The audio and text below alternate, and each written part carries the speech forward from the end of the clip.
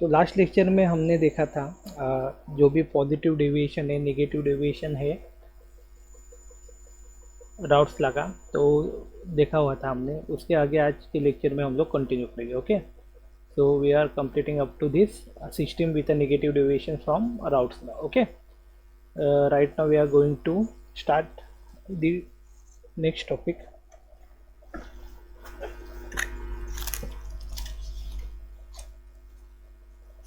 Exam schedule सबको मिल गया, practical exam के बारे में भी सबको पता चल गया है। Yes, give the reply.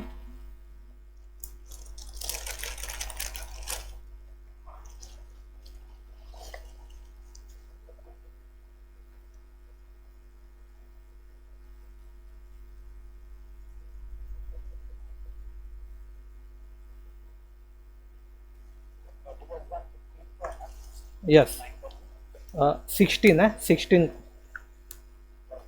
Yes 16 को। Okay, 9:30 AM.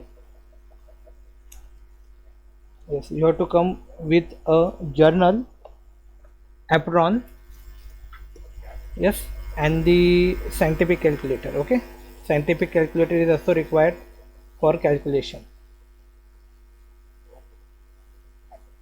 Okay, yes.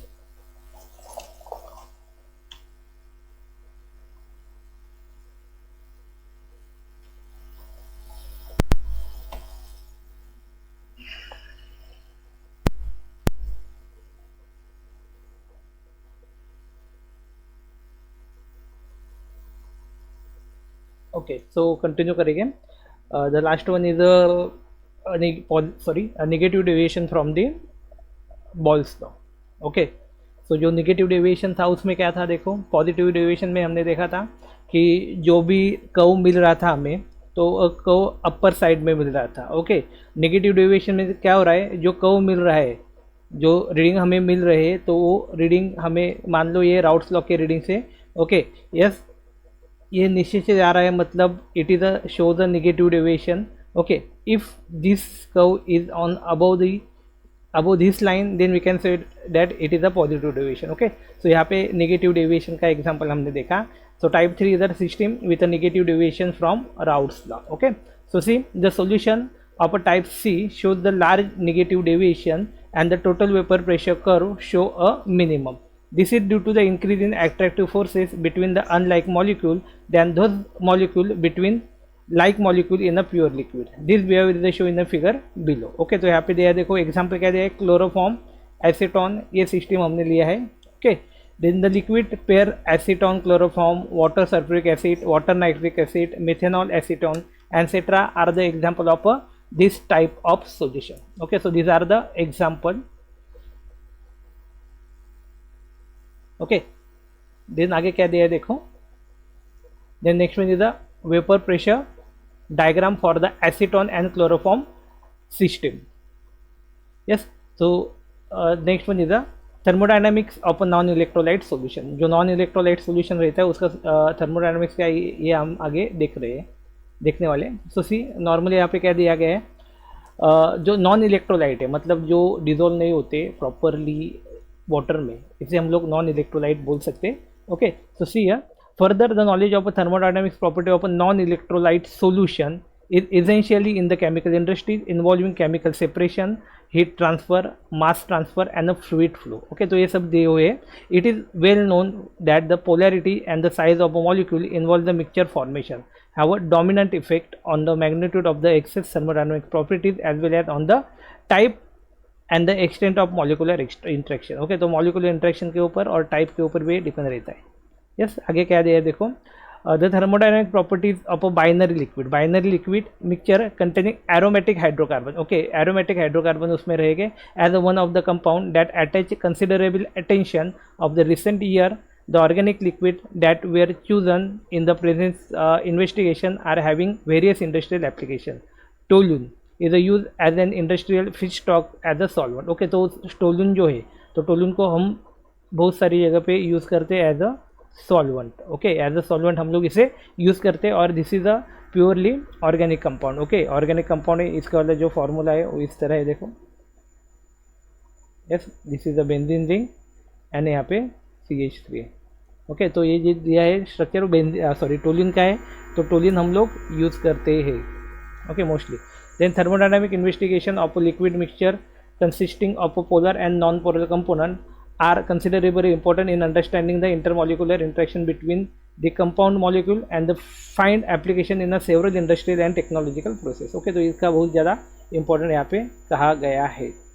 Yes, तो जो भी हम लोग देख रहे हैं नॉन इलेक्ट्रोलाइट सॉल्यूशन के बारे में, तो non electrolyte solution it is also very important in the industrial point of view. Okay, so see next one क्या दिया है, that is the Raoult's law. Raoult's law में क्या दिया है देखो. Yes, see this is the statement of Raoult's law. The partial vapour pressure of any volatile constituent of a liquid solution at any temperature is equal to the product of a vapor pressure of the pure constituent at that temperature and it's a mole fraction of the solution. Okay, so first of all what is meant by volatile. volatile का मतलब क्या होता है, तो हम लोग simply बोल सकते हैं the liquid which have boiling point less than 100 degree Celsius, less than 100 degree Celsius. तो इसे हम लोग कहेंगे क्या कि वोलाटाइल लिक्विड है. ओके, वोलाटाइल बोलते हैं ना हम लोग, volatile and non volatile liquid. Okay, so volatile liquid this are the liquid which have the boiling point less than 100 degree Celsius. Okay, तो इसे हम लोग कहते हैं volatile liquid. Okay, so here क्या definition दिया देखो, the partial vapor pressure of any volatile constituent of the liquid solution at any temperature is equal to the product of the vapor pressure of the pure constituent at that temperature and its mole fraction in the solution. Okay, तो mole fraction रहेगा, इसे हम लोग x से show करते हैं. किससे show करते हैं, x से शो करते हैं. ओके, तो यहाँ पे एक एक्सप्लेनेशन दिया है देखो. thus for example if A and B are the two volatile constituent liquid. क्या दिए, A and B, these are the two volatile constituent liquid of the liquid solution. Then the vapor over solution will a mixture of a vapor A and B. A and B का क्या है, mixture रहेगा. एक minute खाली रुको.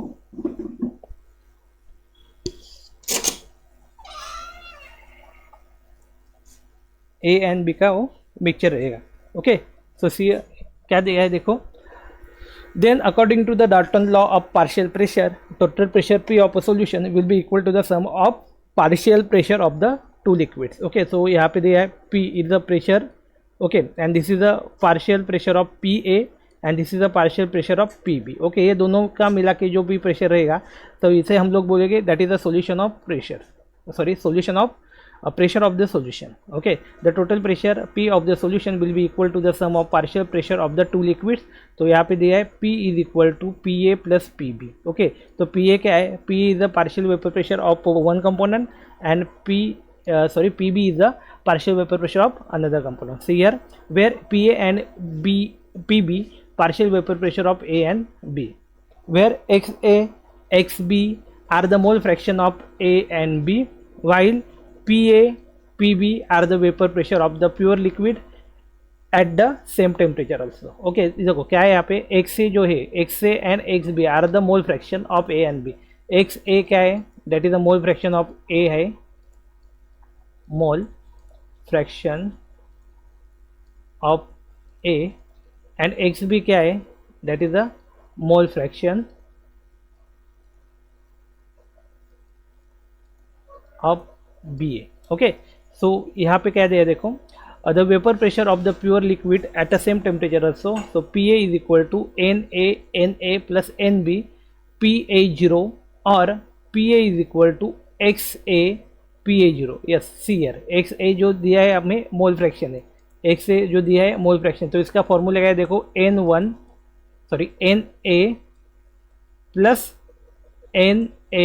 Plus NB. Okay, तो ये mole fraction XA का हो गया. Yes, if you are going to consider the mole fraction of XB को यदि हम लोग कंसिडर करते हैं, देन सी हियर XB के लिए हम लोग क्या लिख सकते हैं, same way for the mole fraction of XB we have to write the formula NB divided by NA plus NB.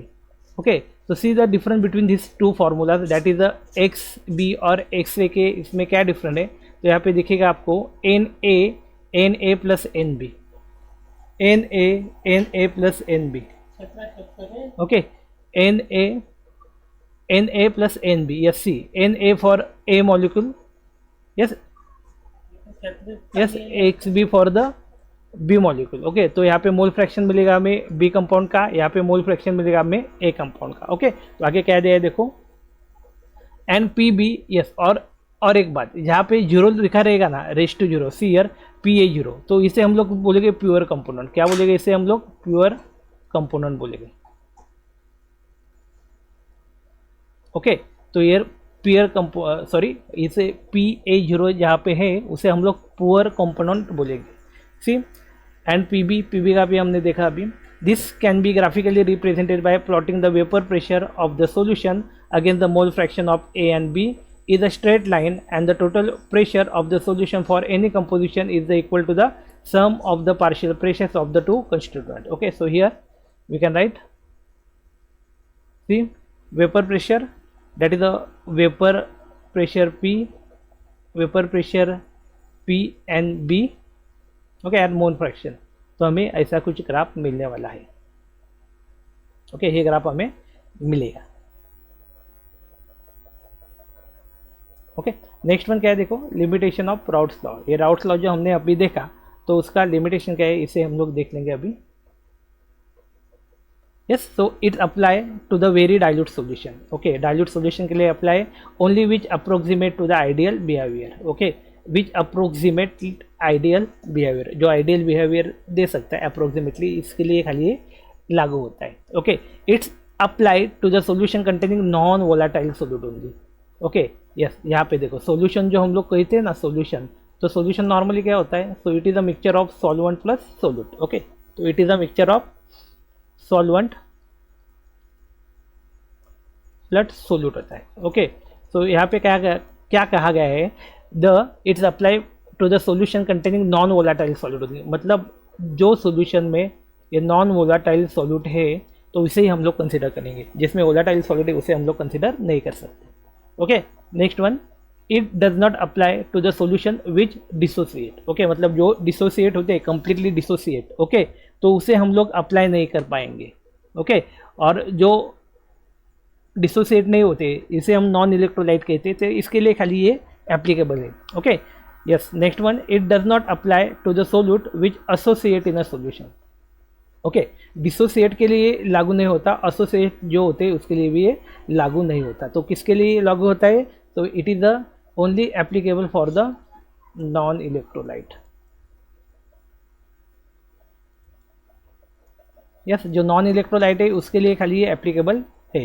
Yes, यहाँ पे एक नोट क्या दिया है देखो, mole fraction of a component in a liquid phase, that is a P divided by P0 which is equal to partial pressure of the component in the solution divided by vapour pressure of the pure component. Okay, सीआर P0 जो दिया गया है, ये जो भी ऐसे race to zero लिखा होगा तो उसे हम लोग बोलेंगे प्योर कंपोनेंट. यहाँ पे मैंने एक्सप्लेन किया है आगे वाले स्लाइड में, इसे हम लोग बोलेंगे प्योर कंपोनेंट है.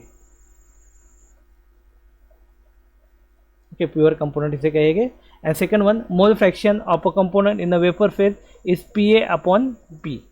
यस, दैट इज Pa क्या रहेगा, that is the partial pressure of a component A in a solution, and P क्या रहेगा, that is the total pressure of the solution रहेगा. ओके, तो ये था हमारा limitation of Raoult's law. Okay, so we have to see some problem on the basis of this Raoult's law. क्या है देखो, हेलो, आवाज आ रहा है properly, give the reply.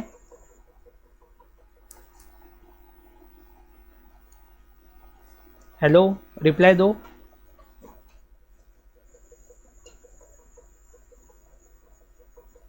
Okay okay, at least yes no तो भी बोला करो, मेरे को समझ में आएगा कि वी आर कनेक्टेड.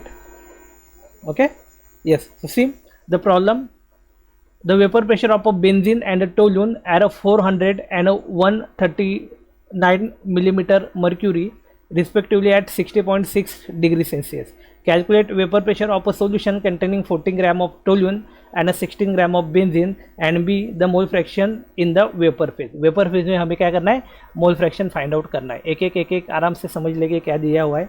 ओके, तो क्या है देखो, the vapour pressure of the benzene दिया हुआ है और एक टोलून दिया है. Okay, are the 400 and 139 millimetre mercury respectively. मतलब बेंजीन का 400 है एंड टोल्यून का 139 है। ओके, एट 60.6 डिग्री टेम्परेचर दिया है, T is equal to 60.6 degree Celsius.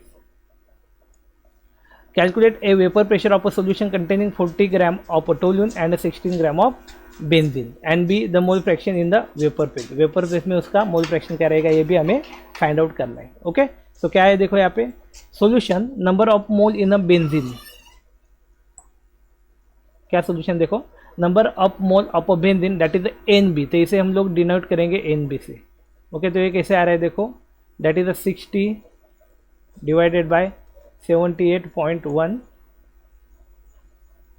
Okay, yes, एक एक जो चीज़ है हम लोग समझते जाएंगे। And number of toluene, toluene के लिए NT is equal to 40 divided by 92.1। Okay, 92.1।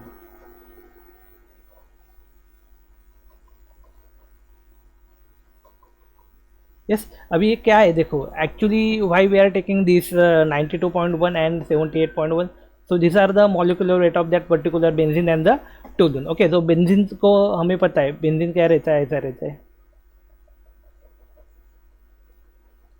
Okay, toluene का फॉर्मूला मैंने आपको निकाल के बताया था, वैसा रहता है CH3। Okay, so we are taking the molecular weight of this compound. Actual में जो हमें दिया हुआ है मतलब जो वेट दिया हुआ है ग्राम में। ओके, तो first of all we have to convert this into the mole ना। तो क्या करना है देखो, ग्राम में दिया हुआ क्वांटिटी है उसे लेना है, डिवाइडेड बाय उसका मॉलिक्यूलर वेट लेना है, मॉलिक्यूलर वेट। ओके, तो हम लोग बोल सकते हैं कि बेंजीन जो हमें दिया है वो ग्राम में दिया है 60 और जो बेंजीन है उसका मॉलिक्यूलर वेट है 78। ओके, तो इसे हम लोग कैलकुलेट करेंगे। After calculating this we get the value of 0.768। Okay, same way ये हो गया बेंजीन के लिए, सेम टोल्यून के लिए भी लेंगे। टोल्यून के लिए क्या रहेगा, gram divided by molecular weight. Okay, तो ग्राम में क्या दिया है, दैट इज़ अ 40 ग्राम, 40 ग्राम लिखा, और देन उसका मॉलिक्यूलर वेट, तो it is a 92.14। Okay, yes, so we have to take this value and calculate, then we get the value 0.434 moles। इतने मोल्स हमें अभी मिल गए। कितने मोल से, टोल्यून और बेंजीन के रिस्पेक्टिवली। टोल्यून के कितने देखो 0.434 मोल है, और जो बेंजीन है उसके 0.768 मोल हमें मिले हैं।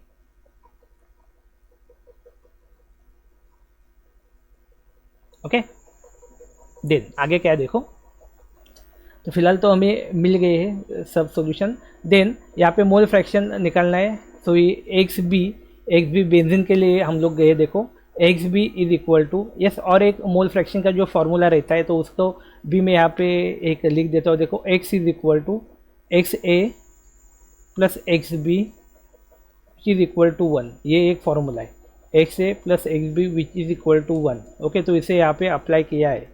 ओके, सी हम लोग देखेंगे, मतलब एक का मोल फ्रैक्शन आप निकालोगे ना, दूसरे की निकालने की ज़रूरत नहीं है। बाय -1 हम लोग करेंगे तो हमें वो दूसरे का मोल फ्रैक्शन ऑटोमेटिकली मिल जाएगा। ओके, तो एक का ही निकालना है, दूसरे की निकालने की ज़रूरत नहीं, मोल फ्रैक्शन दूसरा जो है ऑटोमेटिकली हमें मिल जाएगा। ओके, तो सी यार हमने क्या निकाला है, हमने बेंजीन का निकाला है।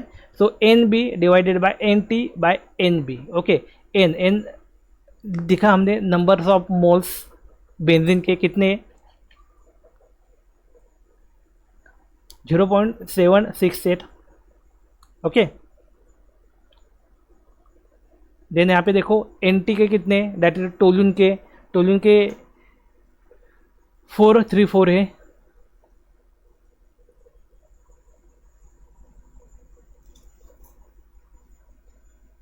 ओके, टोल्यून के कितने दे देखो, ओके, टोल्यून के कितने मोल 4.34, तो इसे प्लस किया, देन इसको कैलकुलेट करने के बाद 0.693 आया, that is the mole fraction of XB, मतलब वो आया बेंजीन का mole fraction. Okay, same way toluene का मोल फ्रैक्शन निकालना है हमें, so by using this formula XA plus XB is equal to 1। मान लो XA की वैल्यू हमें मिल गई है। ओके, AB, तो यहाँ पे हम लोग instead of writing this A and B, we are simply write B for benzene and T for toluene. Okay, yes, so here X T निकालना है, तो ये एक्स बी का वैल्यू जो मिलेगा वो यहाँ पे माइनस हो जाएगा। See here X T is equal to 1 minus X B, तो इसे हम लोग कैलकुलेट करने के बाद मिलेगा 0.361। ओके, तो X T that is a mole fraction of a toluene is a 0.361 and X B that is a mole fraction of benzene is a 0.693 according to the Raoult's law. Raoult's law को यदि हम लोग calculate करते, so P B is equal to X B P B zero. Okay, तो यहाँ पे pressure दिया है that is a 400 sorry X B zero P zero दिया है देखो, तो ये गिवन वैल्यू रहेगा शायद सी ईयर। ओके, 400 देखो 400 दिया है वहाँ पे मर्क्यूरी मिलीमीटर वेपर प्रेशर दिया है, तो we have to just write this 400। Okay, and इसे कैलकुलेट करने के बाद we get the value that is a 256 millimetre of mercury. Same way toluene के लिए निकाला, तो टोल्यून का भी वैल्यू हमारे पास है और उसका वेपर प्रेशर भी दिया हुआ है 139, तो इसे मल्टीप्लाई करने के बाद हमें टोल्यून का भी मिल जाएगा that is a 50.2 millimetre mercury. Yes, तो प्रेशर टोटल यहाँ का हम लोग निकाल सकते हैं P B and P T का करके, so we get the pressure that is a 306.2 millimetre of mercury. क्या मिला? 306 millimetre of mercury. Okay, yes, then next one Y B is equal to P B divided by P total, तो P B मतलब benzene का दिया हुआ है 256, ये देखो यहाँ पे निकाला 256, और पी टोटल मतलब ये दोनों का मिला के benzene and toluene that is अ 306.7, तो इसे कैलकुलेट करने के बाद ये मिला हमें 0.837। ओके, और इसे 1 से माइनस करने के बाद we get the value 0.13163। Okay, तो ये इस तरह हमें ये प्रॉब्लम सॉल्व करना है। Okay, during the examination you have to write the or study the solve examples, okay, because mostly they are going to ask the solve example।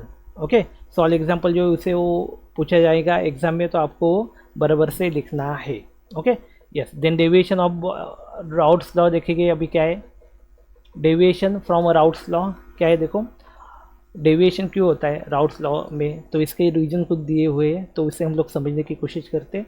Deviation from the Raoult's law, a liquid may और may not be soluble in another liquid. Okay, तो पहली जो बात है तो इसे कहा गया है कि solubility of liquid.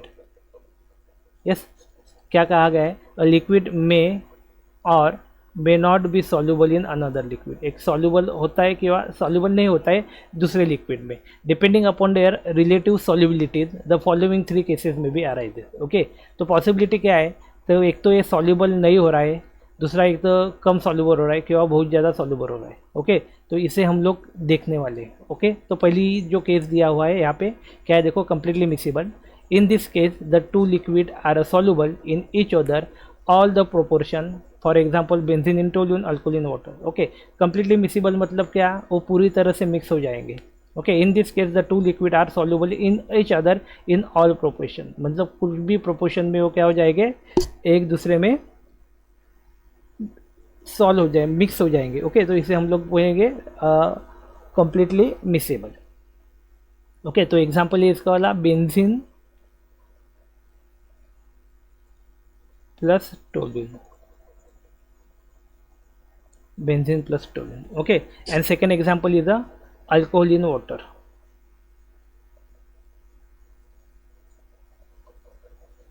okay, alcohol in water, so these are the 2 example of a completely miscible।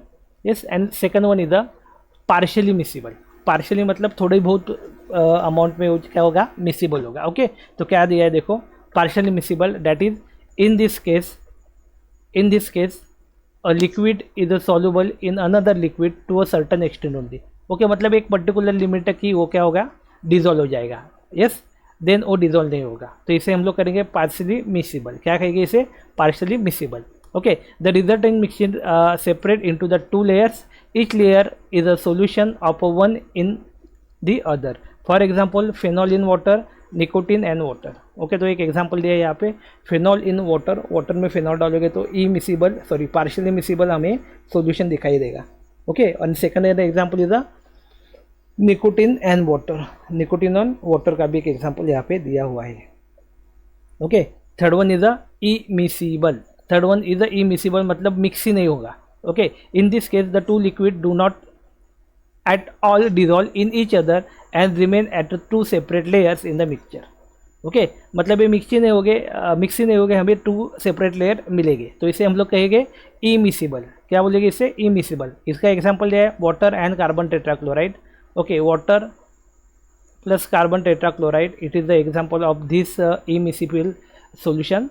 Okay, benzene and the water, ये भी मिक्स नहीं होते. Okay, so these are the three types of mixtures, that is one is a completely miscible, another is a partially miscible and third one is a immiscible, मतलब वो mix नहीं हो रहे हैं. तो this are the three types. Okay, तो ये तीन टाइप यहाँ पे दिए गए हैं. यस, आ गया समझ में? बोलो तीन टाइप कौन से दिए हैं? यस, देखो नेक्स्ट वाला जो प्रॉब्लम है वो पढ़ो. नेक्स्ट वाला जो प्रॉब्लम है पढ़ो. Solve example 1. 2 मिनट में मैं आता हूँ. पहला जो प्रॉब्लम है आप पढ़ो तब तक.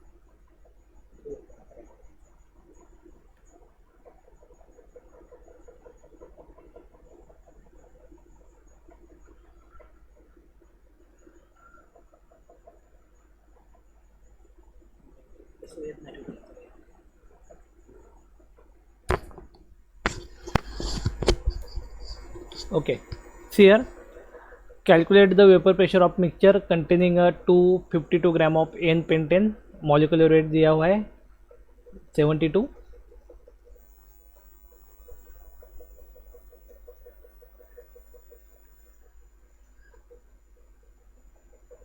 Okay, see,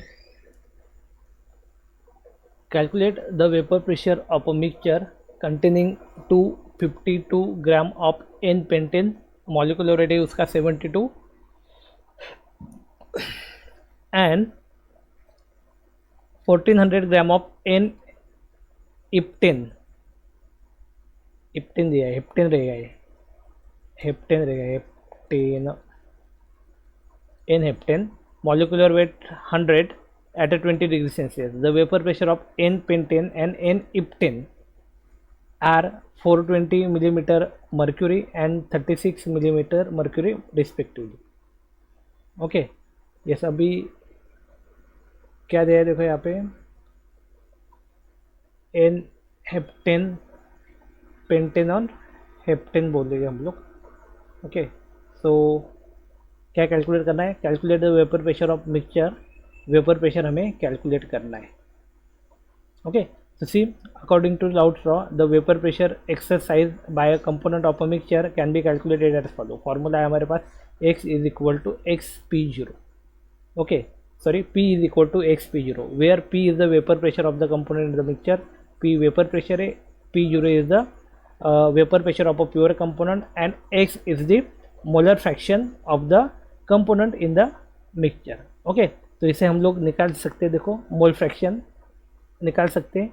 तो मोल्स ऑफ एन पेंटेन कितने दिए? 252.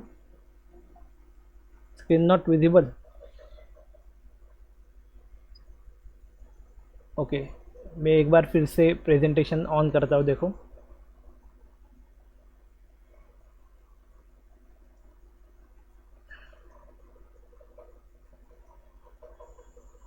ओके अभी दिखाई दे रहा है?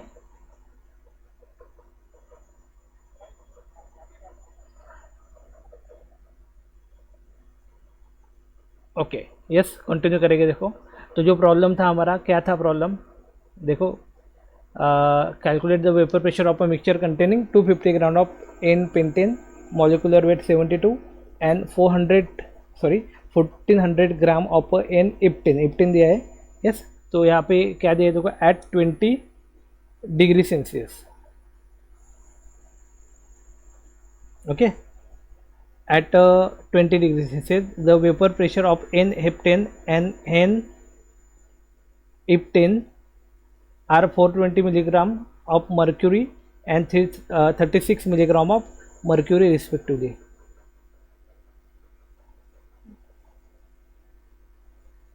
So we have to calculate the, क्या कैलकुलेट करना है? Vapour pressure.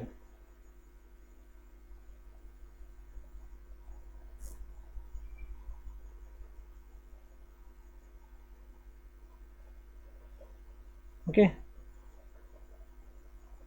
यस हेप्टेन है वो, यहाँ पे इप्टेन दिया है लेकिन वो हेप्टेन है। क्या है यहाँ पे? हेप्टेन है। हेप्टेन करना है इसे एन हेप्टेन। इप्टेन नाम की कोई चीज़ नहीं होती।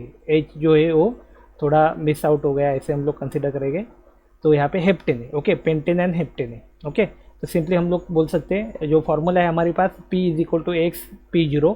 सो where P is the vapour pressure of the component in mixture, P0 is the vapor pressure of a pure component and X is the molar fraction of the component in the mixture. Okay, so calculation of a molar fraction क्या है देखो, moles of N pentane क्या है देखो 252 divided by 72 which is equal to 3.5.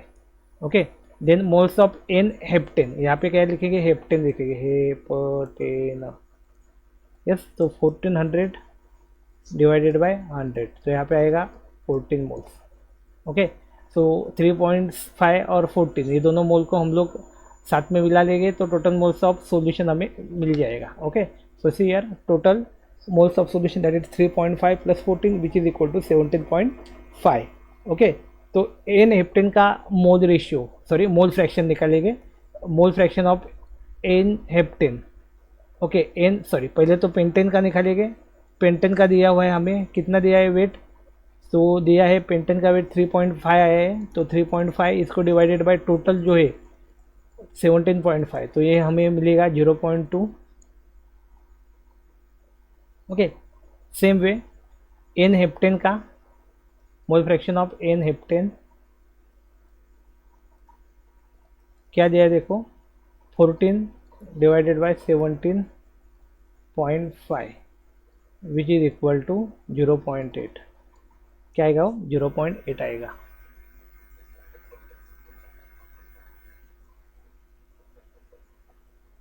Okay क्या आएगा? 0.8 आएगा। Yes तो इसे कैलकुलेट करेंगे। 10 P N heptane is equal to 0.2 multiply by कितना मर्क्यूरी प्रेशर दिया है 420, सो इसे मल्टीप्लाई करने के बाद 84 प्रेशर आएगा मर्क्यूरी का, मिलीमीटर ऑफ मर्क्यूरी। और पी एप्टेन का कितना आएगा? That is the 28.8 millimetre of mercury. ये दोनों को मिक्स करने के बाद we get the total vapour pressure of a mixture, that is the P mixture is equal to 84 plus 28.8 which is equal to 112.8 millimetre. क्या मिलेगा? 112.8 मिलीमीटर हमें यहाँ पे प्रेशर मिलेगा। क्या मिलेगा? 112.8 मिलीमीटर प्रेशर मिलेगा। Okay then next one, problem number 2। देखो सेम प्रॉब्लम है यहाँ पे, so we have to see the same problem. Yes यहाँ पे अलग प्रॉब्लम है, देखो अलग प्रॉब्लम दिया है यहाँ पे। Problem number 2, the addition of 114 gram of sucrose to the 1000 gram of water lowers the vapor pressure of water from 17.540 to 17.435. Calculate the molecular weight of sucrose. ये देखो अलग कुछ तो भी यहाँ पे प्रॉब्लम दिया हुआ है। Okay so we have to calculate the molecular weight of sucrose. Sucrose का मॉलिकुलर वेट हमें फाइंड आउट करना है। यस तो क्या दिया है देखो,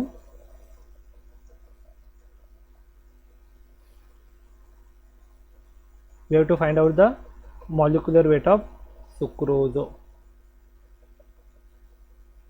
See the variation in the pressure. कितना है प्रेशर में variation? That is 17.540 minus 17.435, okay, which is equal to 0.105. कितना आया? 0.105. 0.105. then 0.105 which is equal to 17. See the relationship between this vapor pressure and the mole fraction. So here we have to use this relationship.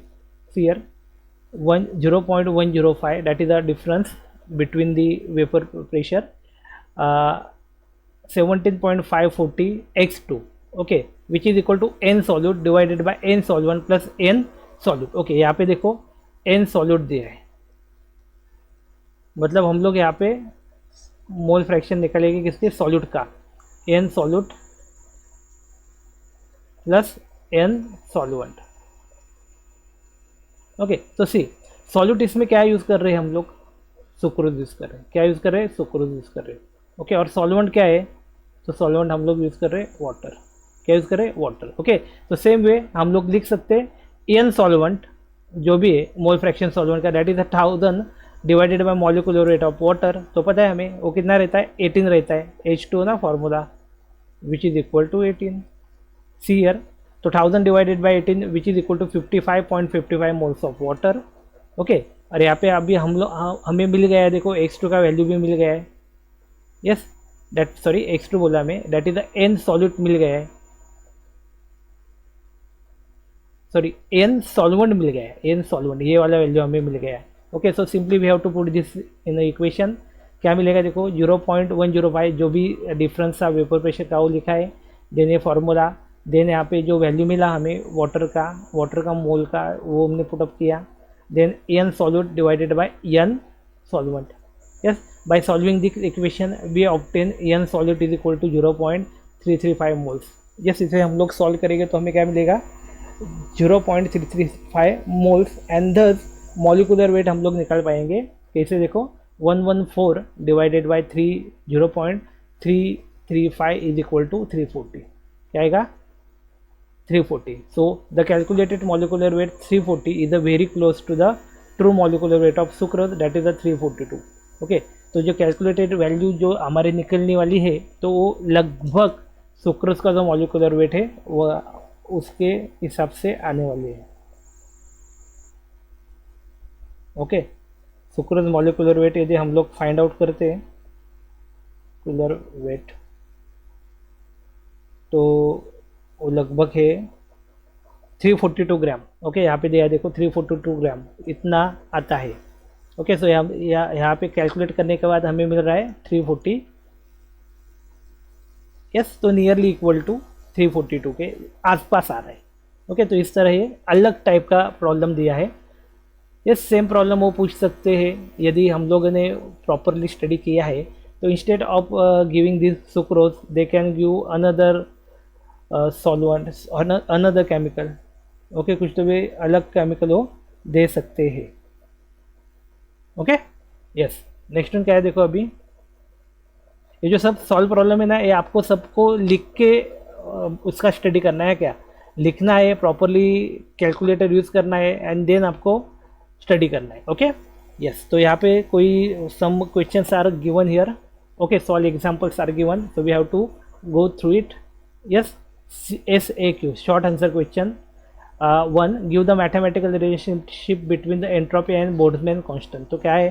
तो S is equal to K ln W. ये वाला entropy का example दिया हुआ है हमें. The entropy of a system was proportional to the natural logarithm of the thermodynamic probability of the system. S is equal to K ln K, where K is the proportionality constant known as the Boltzmann constant. तो इसे हम लोग कहेंगे Boltzmann constant. Okay, what is Raoult's law? Raoult's law क्या है? Second one, the partial vapour pressure of any volatile constituent. ये अभी आज के लेक्चर में हमने देखा. The partial vapour pressure of any volatile constituent of the liquid solution at any temperature is equal to the product of the vapor pressure of the pure constituent at that temperature and its mole fraction in the solution. This is a Raoult's law. तो इसे हम लोग कहेंगे Raoult's law. क्या कहेंगे इसे हम लोग? Raoult's law कहेंगे. Yes. See, next one क्या है? Write the correct answer. The entire theory of electromagnetic wave is contained in a Maxwell equation. True. Yes. True or false? ये देखो. Which of the following laws do not form Maxwell equation? Planck's law. The Maxwell equation delta multiplied by E minus delta B by delta E derived from which law? तो Faraday's law. Yes. तो थोड़ा ये पढ़ लो आप, जो दिया हुआ question है वो. Okay.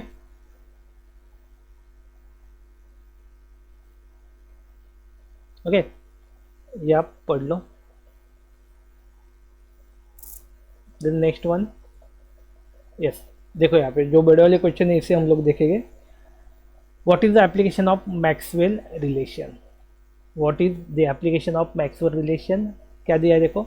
Maxwell equation describe all the classical electromagnetics. Anything electromagnetic is govern by the Maxwell equation. So the range of application is the huge. Light is an electromagnetic wave. So the application here are the telescope, microscope, fiber optics, and eyeglasses, astronomy, laser, imaging, and more. So these are all the application of Maxwell relation. Okay. Then next one, electronics are a manifestation of the electromagnetics. So you have your computers, monitor, radios, cell phones, tablet, computer, RFID and more. So these are also the application of Maxwell relation. There is a GPS for navigation, global positioning system. Okay, तो वो भी एक क्या है, application है Maxwell का. Radar for landing the planes and defense, wireless communication into the remote areas, ground penetration imaging system, through wall imaging system. We use electromagnetics to measure things like position down and ridiculously small scale, chemical composition of material, and even extraterrestrial object. We use electromagnetic for the entertainment like 3D movies, laser shows, etc. Okay, मतलब ये सब example sorry application है Maxwell relations की. Okay, so these are all the application of Maxwell relation. Okay, what is the physical significance of Maxwell relation? क्या देखो, Maxwell relation, that is the ME, essentially describe in a tremendous simple way how globally the electromagnetic field behave in a general medium. As I am going to show, the electric and the magnetic field are not independent. That's the unforgivable discovery of Maxwell itself. Even if they were not stated all in one is due to the Gauss, one to the Faraday, one to the Maxwell itself. They represent how electromagnetic field behave. The huge discovery of Maxwell was the electric field and the magnetic field are the two faces of the same coin. Okay, मतलब इन्होंने कहा कि magnetic field और electric field जो है, तो these are the two faces of the same coin. Actually was later proved that it is a relative framework, one in a specular to the other. Yes, यहाँ पे application of Maxwell equation, ये question फिर से repeat हुआ. देखो, Maxwell equation can be used to calculate the static electric field in a vacuum. It can be used to calculate magnetic field in a vacuum. Maxwell equation provide a mathematical model for optics, electric, radio technologies, etc.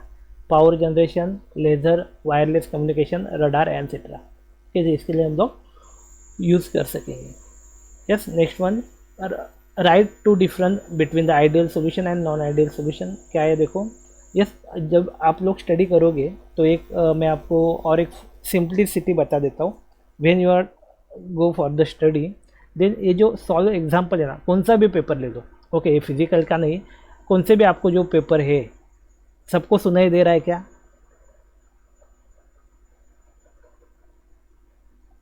Hello. Okay, तो आपको क्या करना है पता है क्या? जो भी सॉल्व एग्जांपल है, okay, like that, this are the solve example, तो इसे आपको प्रॉपरली करना है. जब भी आप स्टडी को बैठोगे पढ़ाई करने के लिए, तो आपको ये जो खाली solve example, instead of doing this all chapter, you can only do this solve examples. Okay, yes, जो भी सॉल्व एग्जांपल है उसे ही आप करो, दूसरा कुछ मत करो. एग्जाम में इसी में से क्वेश्चन आएगा आपको. ओके, तो इसे प्रॉपरली करना है. यस क्या है देखो question, write the two difference between the ideal solution and non ideal solution. So हम लोग बोल सकते हैं ideal solution are the solution which obey Raoult's law. Raoult's law को जो सोल्यूशन ऑबे करते हैं उसे हम लोग आइडियल सोल्यूशन कहेंगे. Whereas non ideal solution does not obey Raoult's law. Non ideal solution Raoult's law को ऑबे नहीं करते. In the case of ideal solution, interaction between the solute-solute particle remains the same as that of a solute-solute and solvent-solvent particle interaction, whereas in the case of a non-ideal solution, it either increases or decreases. Whether वो क्या करेंगे, increase होएंगे या फिर वो decrease होगी, increases or decreases. Okay, so these are the difference between the ideal and non-ideal solution. What is the difference between the ideal and non-ideal solution? So ideal solution, non-ideal solution, they follow Raoult's law. They don't follow Raoult's law. The solute-solvent molecule interaction are identical to that of a pure component. The interaction between the solute and the solvent is lower or higher than the connecting among the pure component. Third one, Raoult's law predict that all overall vapor pressure will be the same. Okay यहाँ पे क्या कहा गया है देखो, according to the Raoult's law the absolute vapour pressure increases और lower the projected value. Okay वो whether increase होगा और लोअर होगा. Yes then next one is the fractional distillation can be use to separate component. Fractional distillation can not be use to separate component in their pure form. Hexane and heptane for example are benzene and टोलून derivative. All the dilute behave almost exactly like the ideal solution. यहाँ पे carbon disulphide and acetone, phenol and aniline, chloroform and acetone and so on. Okay आगे वाला question, what are the azeotrope, discuss the type of azeotropes. Azeotrope क्या है, azeotrope are defined the mixture of a two liquid which has a constant composition in the liquid and the vapour phase at all the temperatures. Azeotrope can be separated by fractional distillation. Okay so इसे हम लोग fractional distillation से separate out नहीं कर सकते. As the composition of the vapor pressure remains the same after the boiling, because a uniform composition of azeotrope are also known as a constant boiling mixture. Okay, there are the two types of azeotrope. कौन सा है, maximum boiling azeotrope and then is the minimum boiling azeotrope. Okay, तो ये सब azeotrope के बारे में दिया गया है.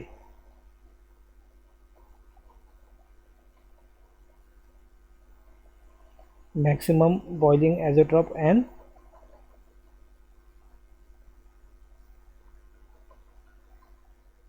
Minimum boiling azeotrope.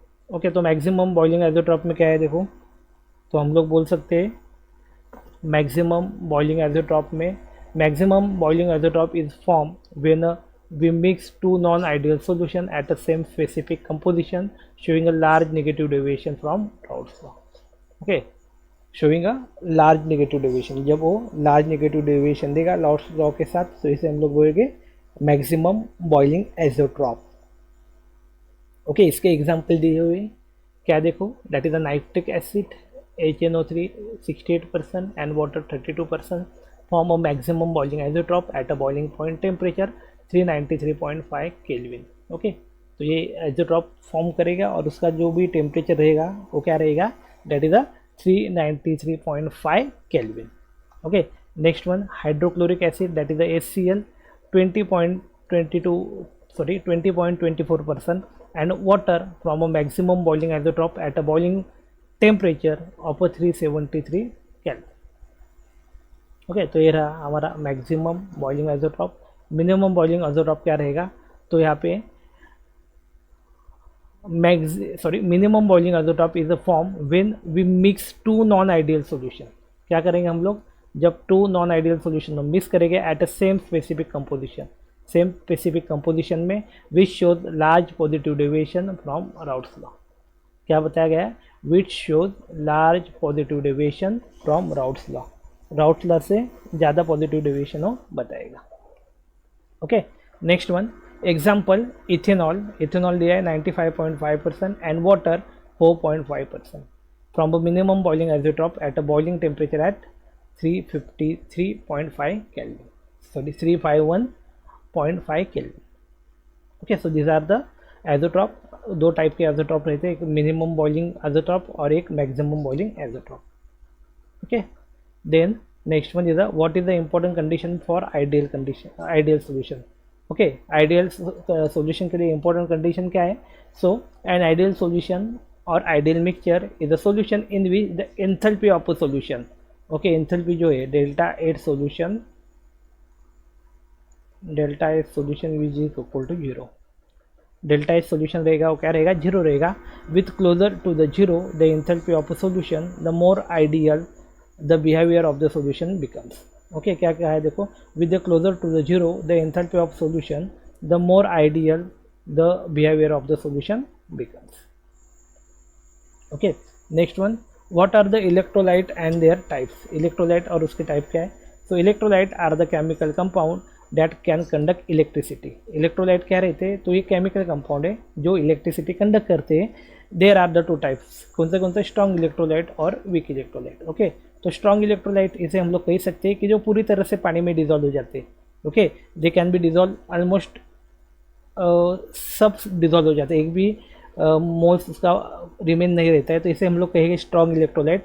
और वीक इलेक्ट्रोलाइट क्या ऐसे होते हैं कि जो डिजॉल्व थोड़े बहुत अमाउंट में होते हैं और थोड़ा बहुत अमाउंट उनका रिमेन एज इट इज़ रहता है, तो इसे हम लोग कहेंगे वीक इलेक्ट्रोलाइट. ओके, यस, यहाँ पे दिया है देखो, when dissolve in a water electrolyte are those chemical compound that would break down into the ions and conduct electricity throughout the aqueous solution. However, the compound should be in ionic compound made of anion and cation to break down into the ions. The ions break down when you dissolve electrolyte compound in the aqueous solution, forming aqueous cation and the anion disperse uniformly. This chemical compound cannot be conduct electricity. Most non electrolyte compound are the covalent compound. Okay, मतलब जो non electrolyte compound जो रहते हैं वो क्या रहते हैं? Covalent compound रहते हैं. They do not form any ion, वो आयन नहीं बनाते. Hydrocarbon are the primary example of a non electrolyte. क्या दिया है देखो, hydrocarbon are the primary example of non electrolyte because they can not dissolve in water. Okay, hydrocarbon जो है वो क्या है? These are the example of, these are the primary example of non electrolyte because they can not dissolve in water, वो पानी में dissolve नहीं होते हैं. ओके, यस, तो this are the summary. Last point पे हम लोग आ गए इस यूनिट के. This unit deal with Maxwell relation, thermodynamic state variable and equation of state. ये हमने देखा. In thermodynamic equilibrium there is a no change in a parameter and hence no change in the form of a system. This parameter are defined as the state variable. Yes, तो कौन से state variable? Temperature है, pressure है, volume है, entropy है, enthalpy है, internal energy है, mass है, density. Okay, equation of state क्या होता है इसे देखा. Relationship between temperature, pressure, moles and the volume क्या है ये देखा. And help determine the properties of a system. Here 3 different equation of state are explain. Okay, आगे क्या है देखो, the most use equation is the ideal gas law, that is PV is equal to nRT. Here P is the pressure, V is the volume, T is the temperature, N is the mole, and R is the universal gas constant. The equilibrium existing between the various phases of matter is a phase equilibrium. The mixture of two components forming solution may be ideal or a non-ideal. Yes, ideal mixture follows the Raoult's law. Ideal mixture जो रहेगी वो क्या करेंगे? Raoult's law को follow करेंगे. Okay, तो ये कुछ चेक पॉइंट्स है, इसे आप देख लेना. यस, ये कीवर्ड रेफरेंसेस यहाँ पे यूट्यूब पे वहाँ लिंक दिए हुए, तो लिंक आप देख सकते हो, लिंक के ऊपर जाके आप वीडियोस देख सकते हो. ओके, तो ये सब कुछ यहाँ पे इस यूनिट में दिया हुआ है. ओके, तो ये यूनिट नंबर 2 हमारा यहीं पे कंप्लीट होता है. यूनिट नंबर 3 हम लोग अभी नेक्स्ट लेक्चर में स्टार्ट करेंगे, that is the Duhem Margules equation and its application. Okay, तो इसे हम लोग नेक्स्ट